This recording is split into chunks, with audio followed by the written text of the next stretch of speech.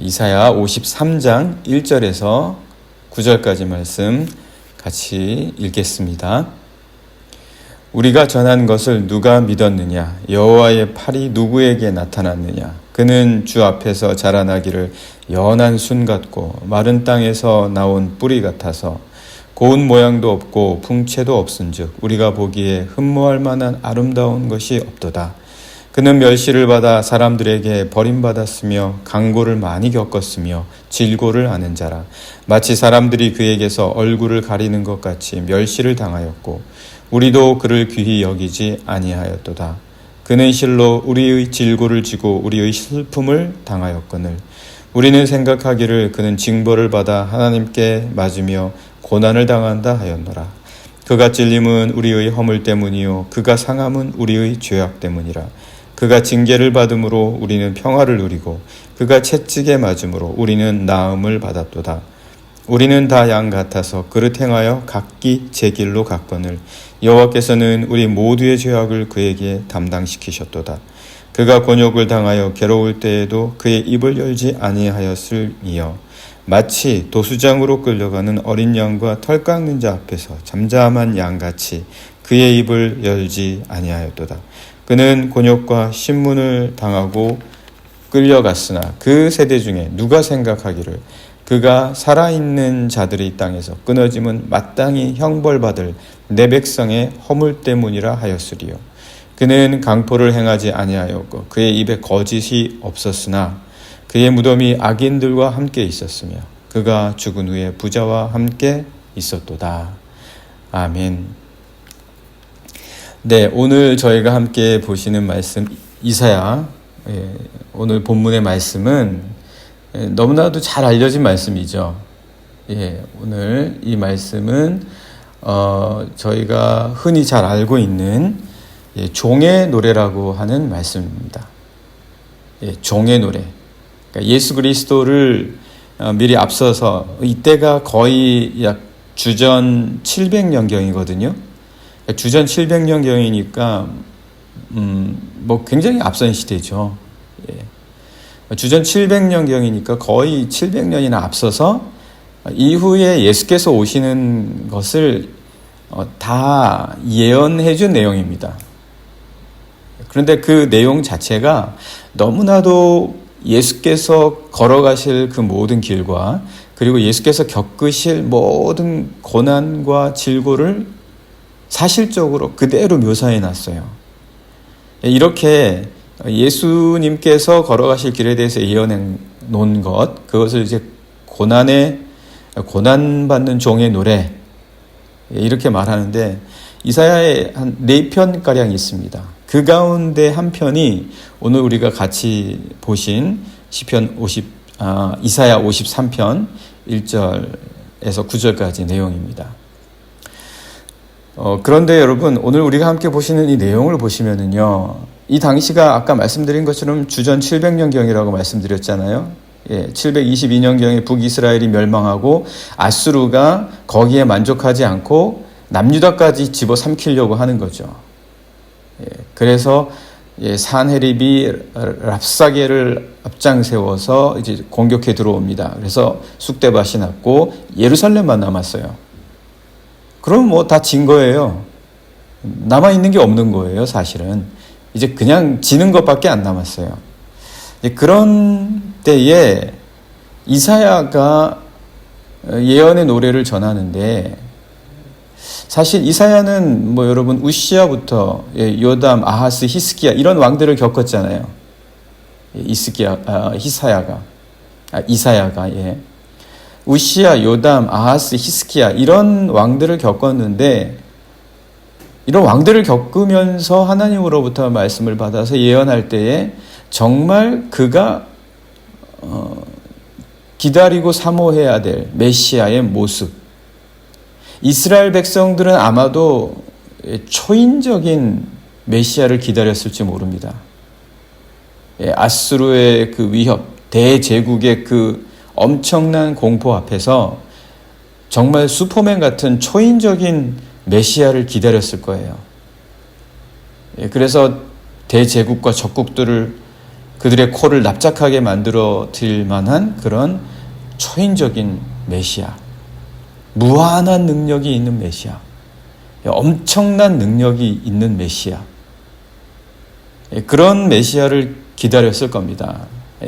우시아나 요담이나 아하스나 히스기야 같은 그런 인간적이고 그런 뭐 좀 하려고 하지만 할 수 없는 그런 왕들이 아니라 정말 초인적인 그런 왕을 메시아로서 기다렸을지도 모릅니다. 그러나 이사야도 그랬겠죠. 이사야도 인간이니까 그런 마음이 생겼겠죠. 그러나 오늘 이사야가 하나님으로부터 받아서 그가 유다 백성들에게 전해주는 메시아는 그런 메시아가 아니라는 거예요. 어떤 초인적인, 우리가 마블의 영화에서 보는 것 같은 어떤 그런 슈퍼맨이라든지 배트맨이라든지 이런 종류의 그런 초인이 아니다. 프리드리히 니체가 말한 어떤 신은 죽었다, 그래서 우리는 초인을 기다린다, 그런 게 아니라는 거예요. 이사야가 꿈꾸는 하나님의 메시아를 보십시오. 이사야가 꿈꾸는 하나님의 메시아. 이게 이제 1절부터 꽝 하고 이제 우리에게 나타나는 거예요. 1절부터 우리에게 주어지는데, 그가 예언하게 된 하나님의 말씀을 대원받아서 전하게 되는 메시아는 이렇습니다. 우리가 전하는 것을 누가 믿었느냐? 아무도 안 믿는 거예요. 왜? 그 당시 사람들은 이런 메시아를 기다리지 않았어요. 지금도 마찬가지입니다. 누군가 신의 모습을 꿈꾼다고 하면 이런 신이 어디 있겠습니까? 우리가 전한 것을 누가 믿었느냐? 여호와의 팔이 누구에게 나타났느냐? 도대체 어떤 사람이 하나님의 메시아냐? 어떤 일을 우리가 기다려야 하냐? 그는 주 앞에서 자라나기를 연한 순 같고 마른 땅에서 나온 뿌리 같아서 고운 모양도 없고 풍채도 없은즉 우리가 보기에 흠모할 만한 아름다운 것이 없도다. 그러니까 우리는 상상할 수조차 없는 거예요.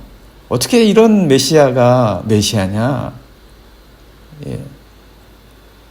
그는 멸시를 받아 사람들에게 버림받았으며 강고를 많이 겪었으며 질고를 아는 자라. 마치 사람들이 그에게서 얼굴을 가리는 것 같이 멸시를 당하였고 우리도 그를 귀히 여기지 아니하였도다. 우리는 전혀 상상할 수조차 없다는 거예요.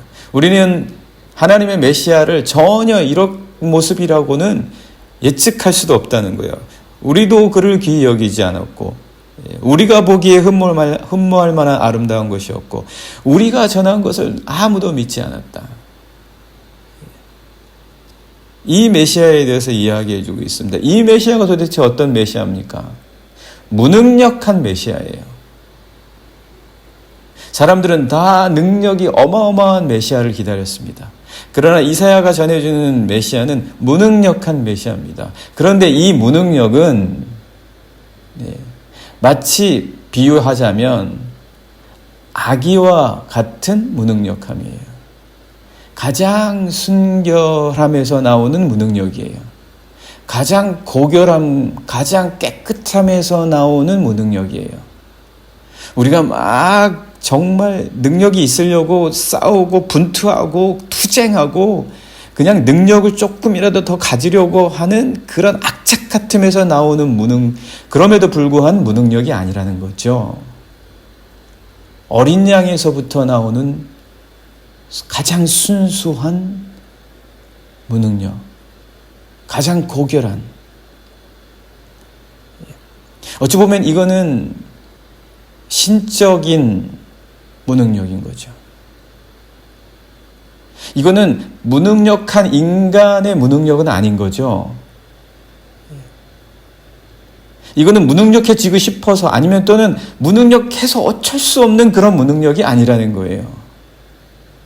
그런 무능력이 아니라는 거죠. 그런 무능력이 아니기 때문에 능력을 베푸는 거예요. 무능력의 모습을 보이는데 이거는 우리가 보이는 어쩔 수 없는 그런 무능력과는 다른 무능력이기 때문에 능력 있는 자들이 한번 해보겠다라고 하는 모든 불가능한 것들을 가능하게 하는 무능력이라는 거예요. 그래서 도대체 어떤 거를 그러면은 가능하게 하냐? 이 메시아의 무능력이 정말 흠모할 만한 것도 없고 풍채도 없고 연한 순 같아서 마른 땅에서 나온 뿌리가 어떻겠습니까, 여러분? 예. 마른 땅에서 나온 뿌리가 무슨 뿌리 같겠습니까? 죽기 일보 직전 같죠.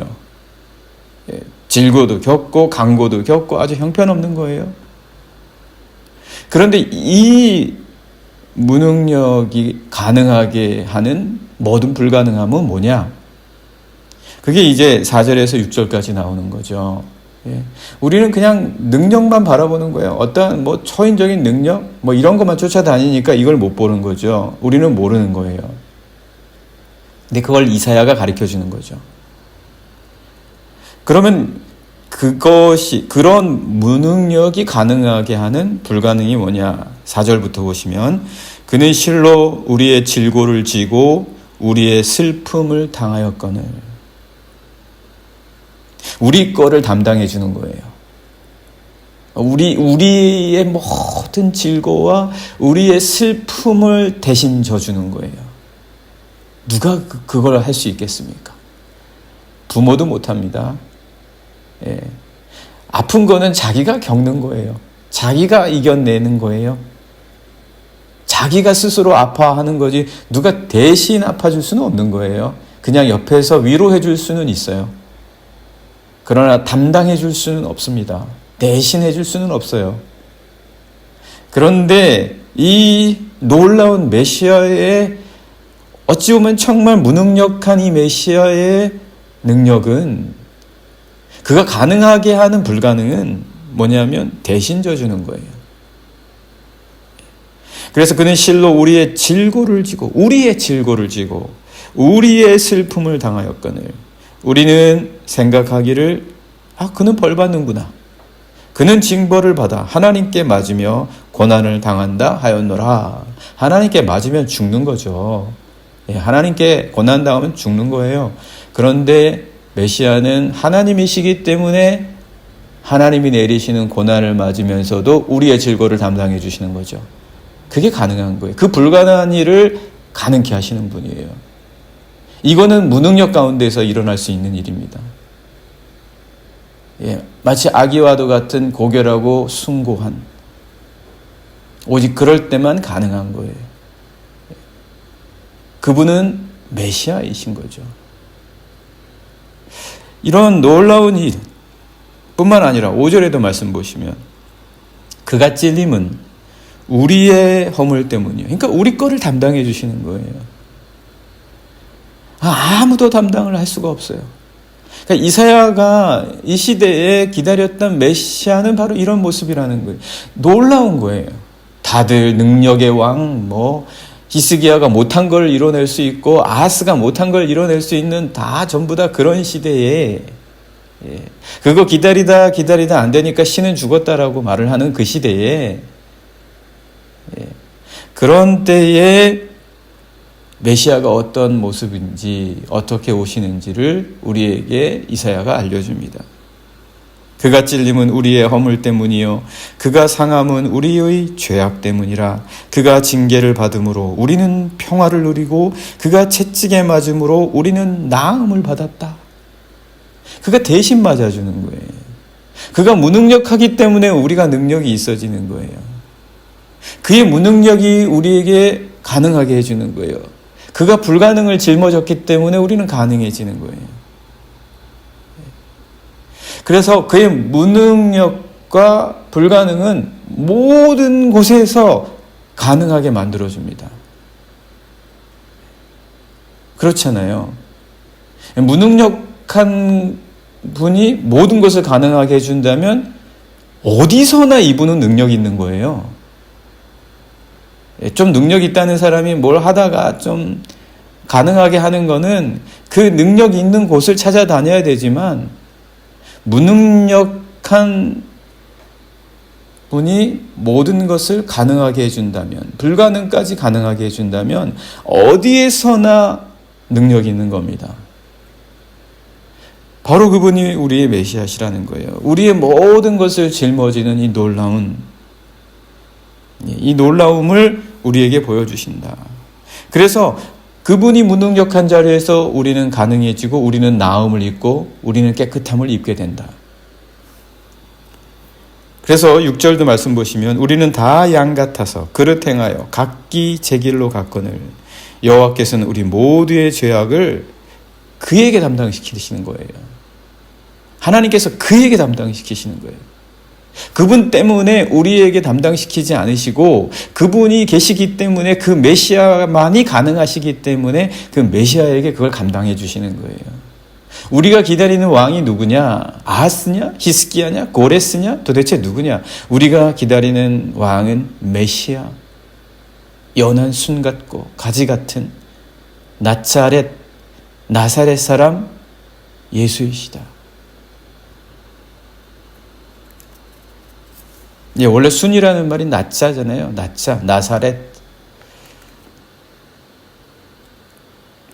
네, 이렇게 우리는 이사야가 꿈꾸고 하나님의 말씀을 받아서 절망적인 순간에 예언한 메시아가 과연 어떤 분이신지 이미 주전 8세기 700년경에 우리에게 준 그 말씀을 통해서 그리스도 예수의 모습을 바라보게 됩니다.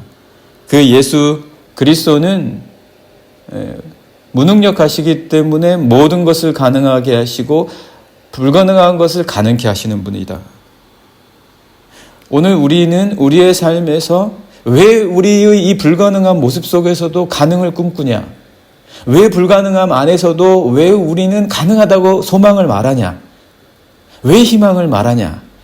왜 예수 그리스도 안에서 자꾸 희망을 이야기하냐? 왜 종말 속에서도 미래를 바라보냐? 왜 그걸 꿈꾸냐? 바로 이분이 무능력함 속에서 능력을 보이시고 그리고 불가능한 것을 가능케 하여 주셨기 때문입니다. 그래서 오늘은 우리도 그리스도 예수를 의지하며 살아가는 거예요.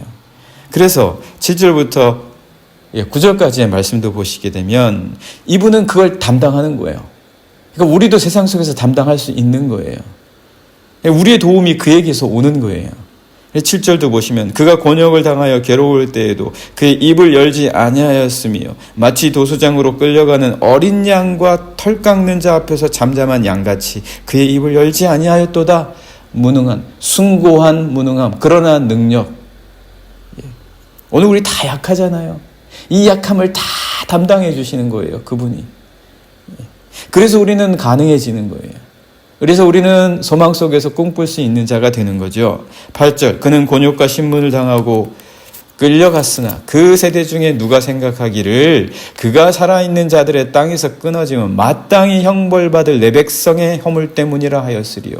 우리 때문인데 우리는 그렇게 생각 못한다는 거죠.